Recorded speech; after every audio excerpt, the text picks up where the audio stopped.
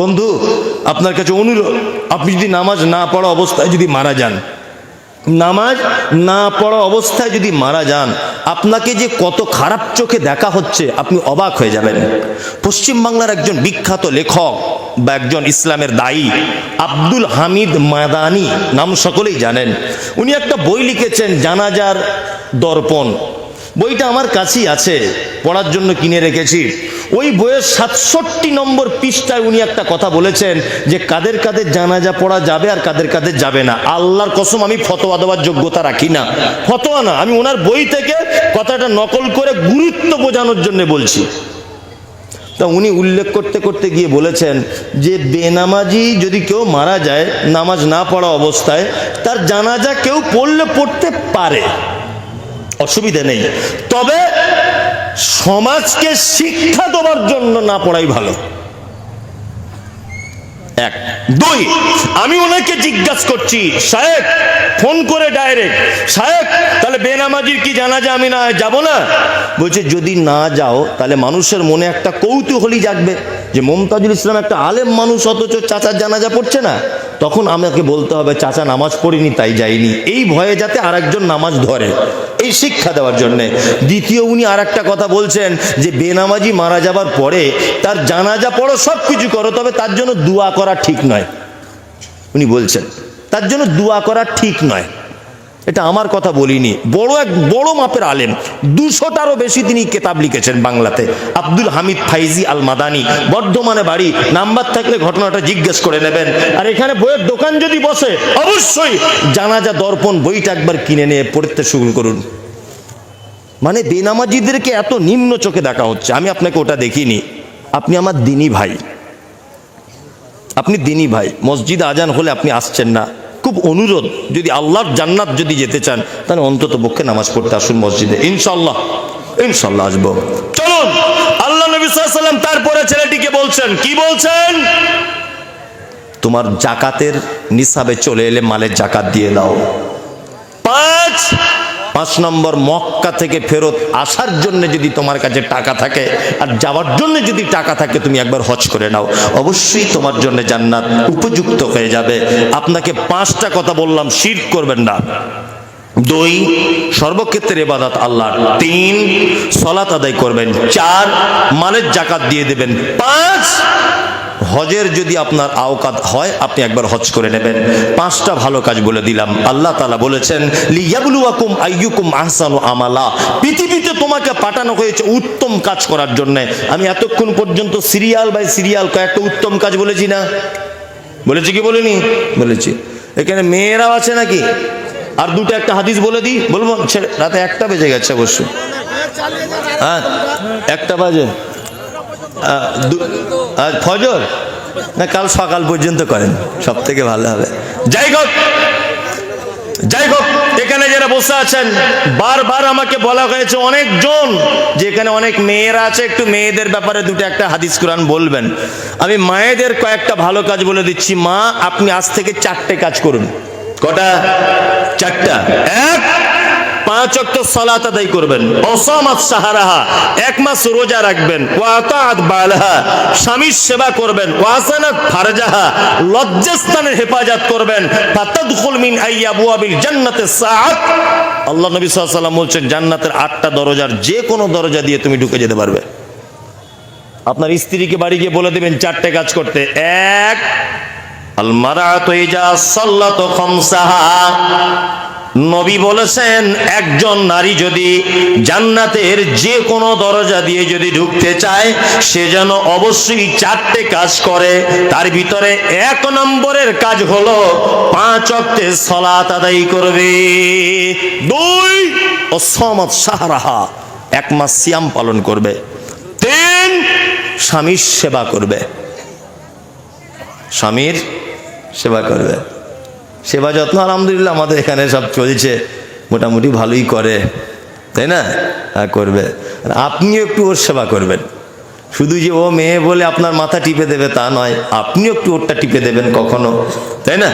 আপনিও ওর রান্না বান্নার কাজে একটু সহযোগিতা করবেন, আপনিও ওকে একটু বেশি ভালোবাসা দেখাবেন। দেখবেন ও আপনার প্রতি নরম হয়ে যাবে। আর আপনি যদি ওর বেশি ভালোবাসা পেতে চান তাহলে সারা জীবন ওর প্রশংসা করে যান, ওর বদনাম করবেন না কোনোদিন, শুধু ওর প্রশংসা করুন। কি বললাম বুঝলেন তো? খুব প্রশংসা করবেন, তবে খুব বেশি না, তাহলে মাথায় উঠে নাচবে। কি বললাম বুঝলেন তো? খুব বেশি নয়। বিশ্ব নবী মুহাম্মদ রাসূলুল্লাহ সাল্লাল্লাহু আলাইহি ওয়াসাল্লাম আম্মা জান আয়েশা সিদ্দিকা রাদিয়াল্লাহু তাআলা আনহা, কত ভালোবাসা প্রেম। আম্মা জান আয়েশা বলছেন, যে গেলাসে আমি পানি পান করিতাম, পান করা হয়ে গেলে নবীকে দিতাম। যে গেলাসে আমি পানি পান করিতাম, পান করা হয়ে গেলে নবীকে দিতাম। দেখিতাম আমিও গো নিজ নয়নেতে, ওখানে মুখ লাগাইয়া নবী পান করিতেন।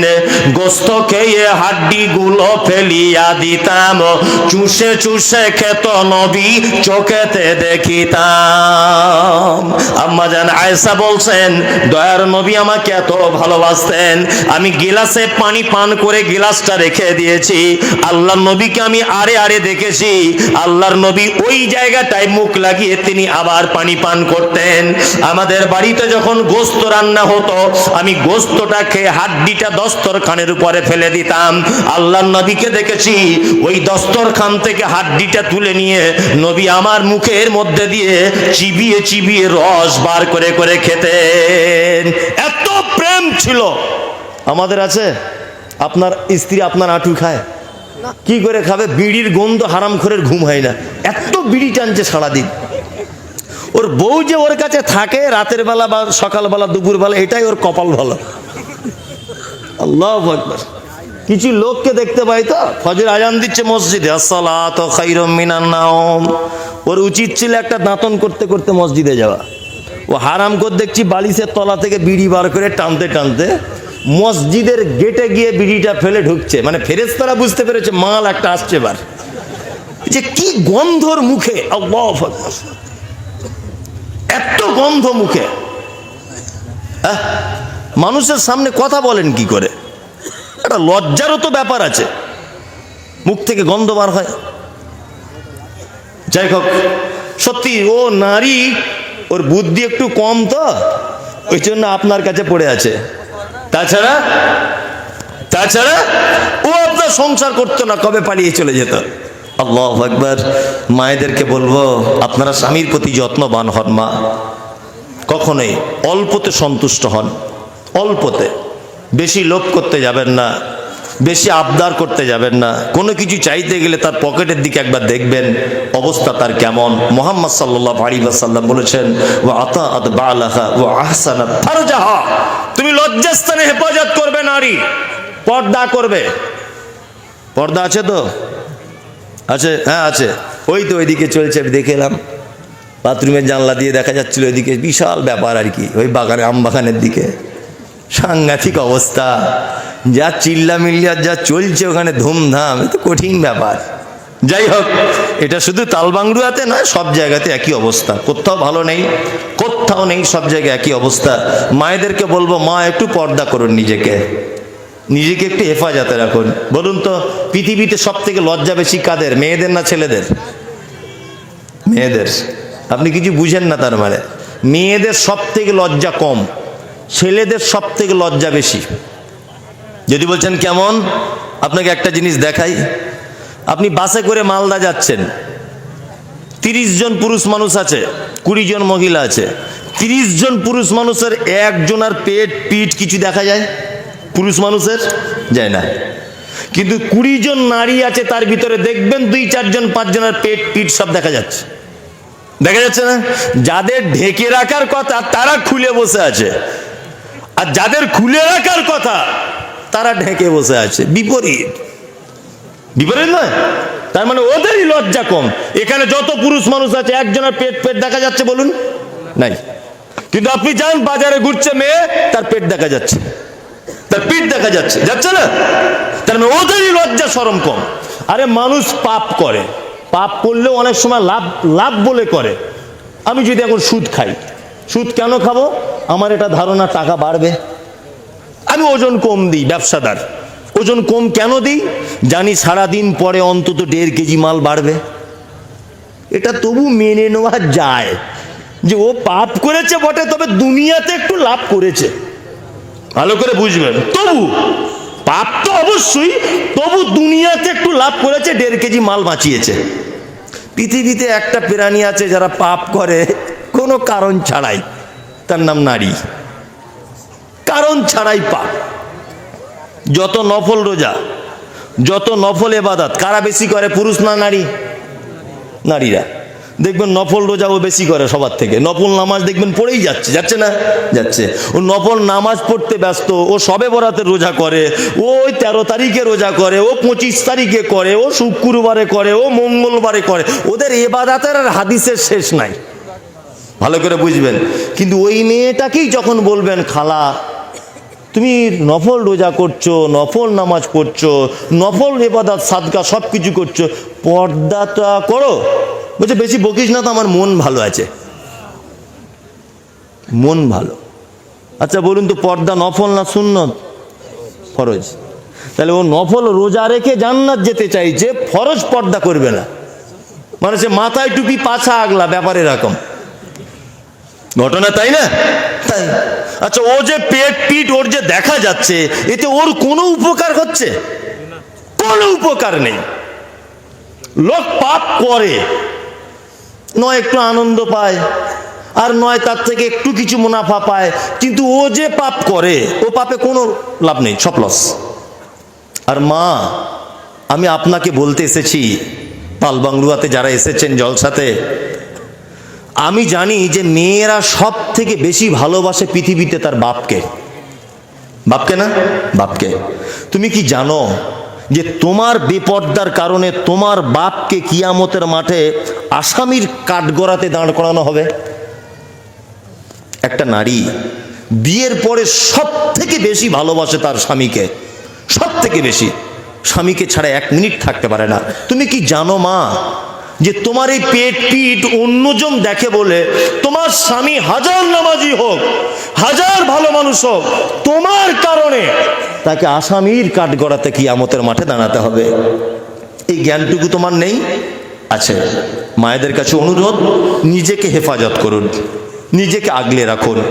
আর এটা সারা পৃথিবীর নিয়ম, যার দাম যত বেশি মানুষ সেটা লুকিয়ে রাখে বেশি। কি বলছি বুঝতে পারছেন না? যার দাম বেশি সেটা লুকিয়ে রাখে বেশি, যার দাম কম বাজারে ছড়াছড়ি। ছড়াছড়ি না, ছড়াছড়ি। মায়েদেরকে বলবো, 2 টাকার একটা 1 টাকার একটা চকলেট কিনতে গেলে 2টো পর্দা ভেদ করে তবে চকলেটটা গালে ঢোকাতে হয়। 1 টাকার চকলেট প্রথমে একটা প্লাস্টিক দিয়ে মোড়ানো থাকে, তারপরে দেখবেন একটা কাগজ দিয়ে। 1 টাকা চকলেটে যদি 2টো কাগজ দিয়ে তাকে পর্দা করে রাখা হয়, তারপরে খুলে যদি খেতে হয়, তুমি সারা পৃথিবীর উত্তম নারী। আল্লাহ নবী সাল্লাল্লাহু আলাইহি ওয়াসাল্লাম তোমার ব্যাপারে বলেছে সারা পৃথিবীটা সম্পদ, আল মারাতু সালেহা, কিন্তু নেককারিনী নারীর থেকে দামি সম্পদ আর কোনো সম্পদ নেই। তোমাকে আল্লাহ নবী এত সম্পদ বলে উল্লেখ করেছেন, আর তোমার আজ এই অবস্থা। একদম নয়। একটু সংযত হন। আপনাদের জন্য 4টে ভালো কাজ করে দিলাম। সালাত আদায় করবেন, স্বামীর সেবা করবেন, আর লজ্জাস্থানে হেফাজত করবেন, আর 1 মাস সিয়াম পালন করবেন। নবীজি বলেছেন জান্নাতের যে কোনো দরজা দিয়ে ও ঢুকে যেতে পারবে, যে কোনো দরজা দিয়ে।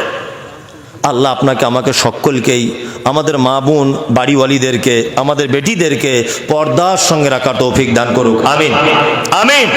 আজকে বক্তব্য শুধু শুনে চলে যাবেন তা নয়, আপনাকে এখান থেকে আপনার বাড়ি পর্যন্তই দাওয়াতটা পৌঁছে দিতে হবে। কি বললাম বুঝলেন? ইনশাআল্লাহ পৌঁছাবো। এরকম যদি বছরে আপনি 2টো করে কথা এই তালবাংলুয়া জলসা থেকে শুনে আমল করতেন, 30 বছর জলসা শুনতেন, 60টা হাদিস আপনার মানা হয়ে যেত। 60টা। কিন্তু দেখুন আপনি এখন একটাও মানতে পারেননি। অন্ততপক্ষে আজকে একটা হাদিস মানুন যে আমরা সবাই সবাইকে দেখলে সালাম করবো ইনশাল্লাহ। এইটা মানবো, এটা মেনে নেবো, খুব সহজ।